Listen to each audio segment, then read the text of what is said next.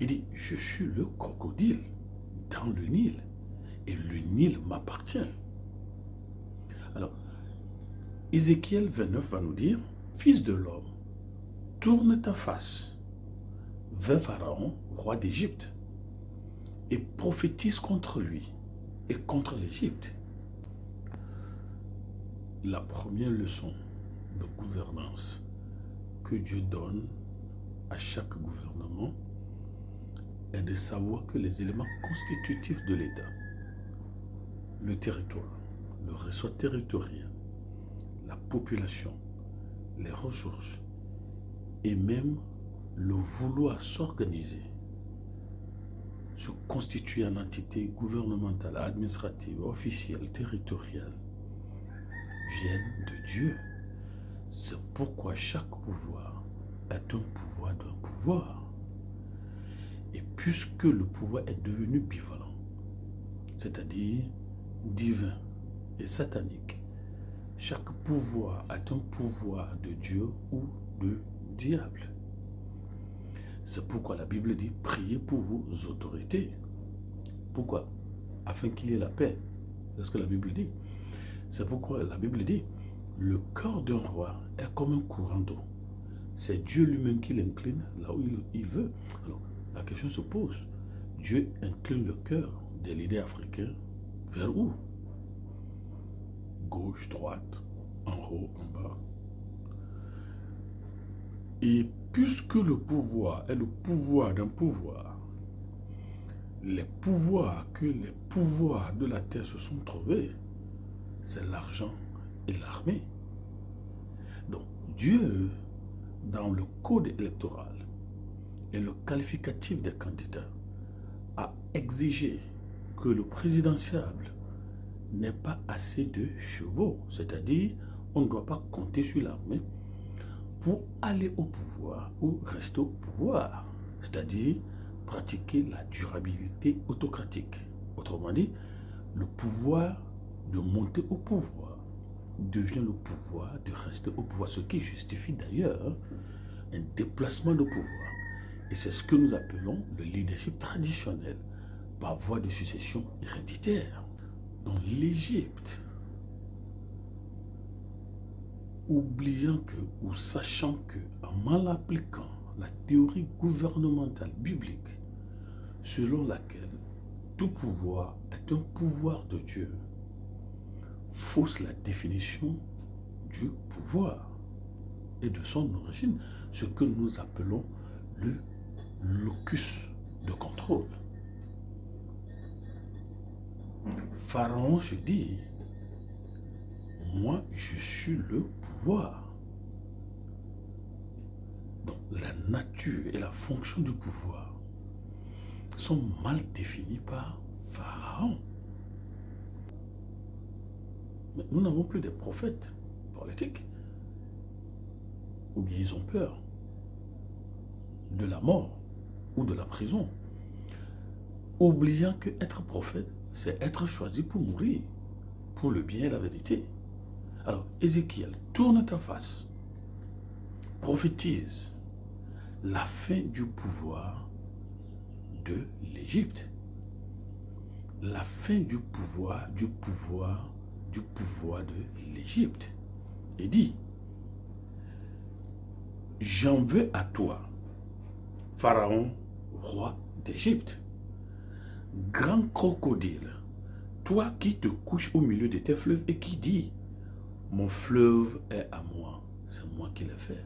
Premier problème de définition politique. Votre pouvoir ne vient pas de vous. Et le crocodile, et le Nil, et vous-même, les éléments constitutifs de l'État sont créés pas par vous, mais par le Père du pouvoir, c'est-à-dire le Créateur. Alors, il y a définition, problème de définition. Et Dieu va attendre.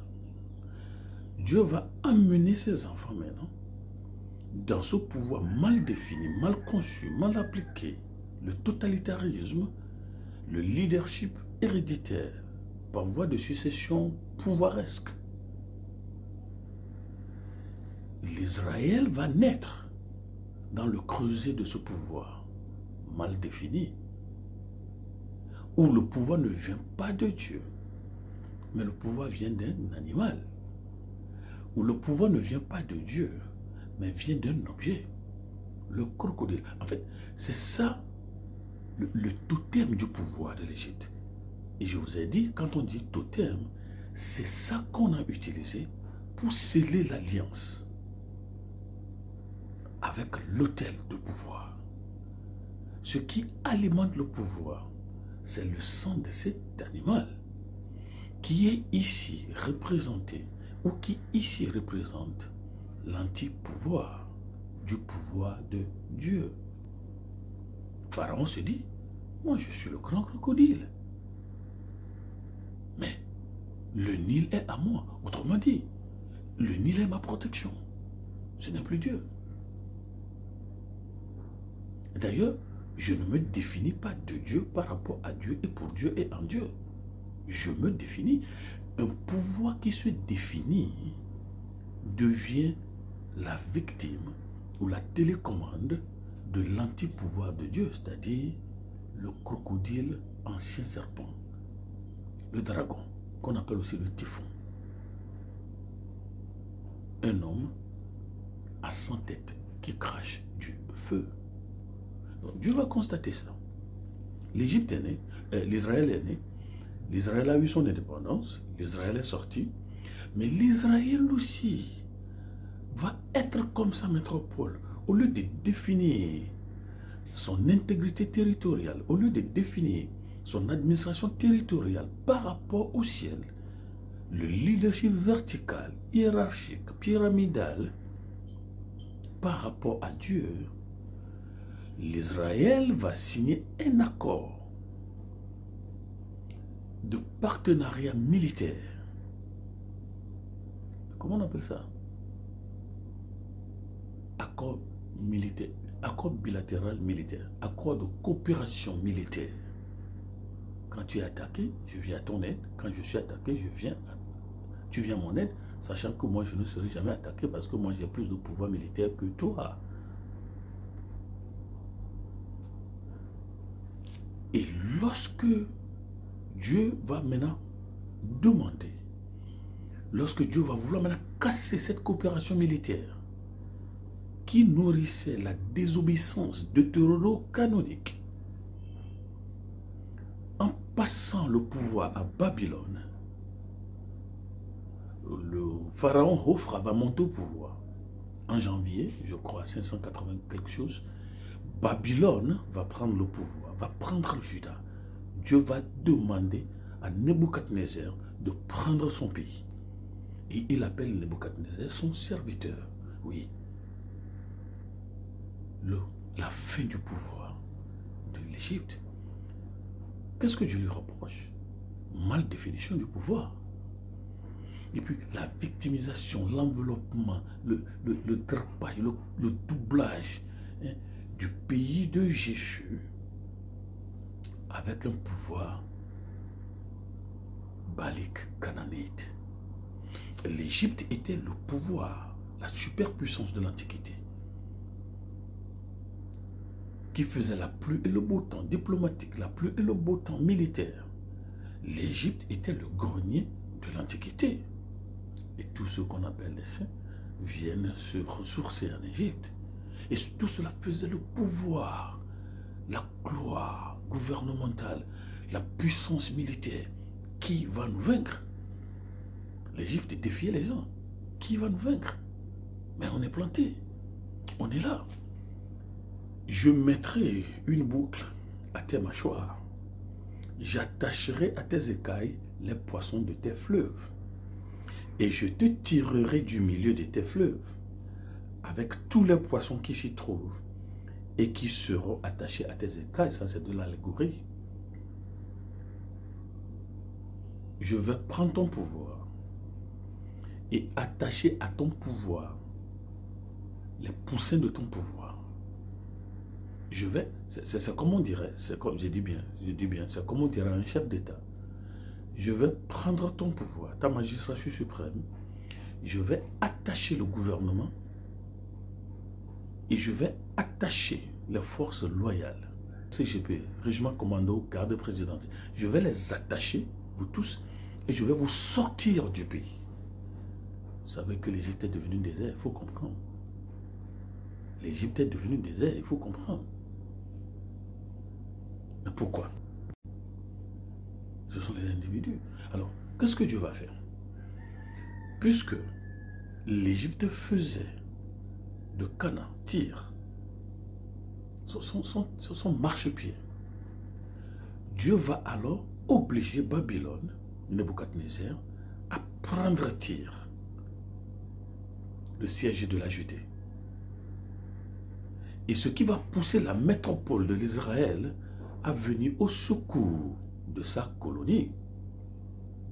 Et c'est comme ça que Babylone va prendre l'Égypte. Et nous sommes arrivés à la fin du pouvoir, Mais pourquoi l'Égypte va-t-il perdre son pouvoir?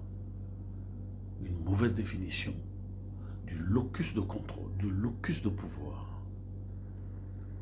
Locus, le pluriel fait loci, c'est-à-dire la source, l'origine. C'est comme ça que nous avons le mot localisation, c'est comme ça que nous avons le mot localité. Quelle est la loci de votre village? Et ce que Babylone va faire maintenant, en ayant pris en étau Tyr, ce qui va mobiliser la métropole à vouloir venir à son secours, et Babylone va attaquer l'Égypte. Maintenant, Babylone va faire travailler sa nouvelle colonie, ancienne colonie de l'Égypte, et va utiliser les ressources de l'Égypte pour payer le travail qu'on fait là-bas. Est-ce que le pouvoir de la terre savent que le pouvoir appartient à un pouvoir? Donc, l'Égypte, confiant ou abusant de sa supériorité numérique, militaire, de la sophistication militaire, de l'innovation militaire et le budget étatique militaire va croissant. Vous voyez, les États-Unis, la Chine, la Russie, il y a eu une course effrénée, oui, d'armement, des innovations supérieures, tout ça, on est content, on se confie à l'armée, on se confie à des armes.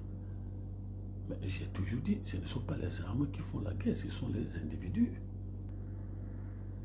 Celui dont les éléments constitutifs de l'État sont sa définition et son plan. Il dit, c'est moi qui ai défini le territoire. Alors pourquoi faisons-nous comme si le pouvoir n'a pas de pouvoir? Pourquoi oublions-nous ce que nous appelons la zone d'indifférence de pouvoir? Vous allez constater que puissant tout ça, arrivé à un moment, vous donnez des ordres et on ne vous suit pas. Ça, c'est la zone d'indifférence. Le leader, en parlant, doit savoir qu'il y a une différence entre coercition, c'est ça, coercition et l'obligation. Je suis obligé d'obéir à mon supérieur, mais je ne suis pas obligé d'être coercé. Parce que je suis toujours un homme libre. Je jouis de mon libre arbitre. La liberté de choisir. Et comme Jean-Paul Sartre nous le disait, choisir de ne pas choisir, c'est toujours choisir. Et Dieu a toujours choisi. Lorsque l'Égypte abuse de trop de pouvoir de son pouvoir, le supra-pouvoir, ce que nous appelons overpowering power, Dieu a le overpowering power, le veto. Les pouvoirs de la terre oublient que Dieu a le veto des pouvoirs. Et quand il dicte, il dicte.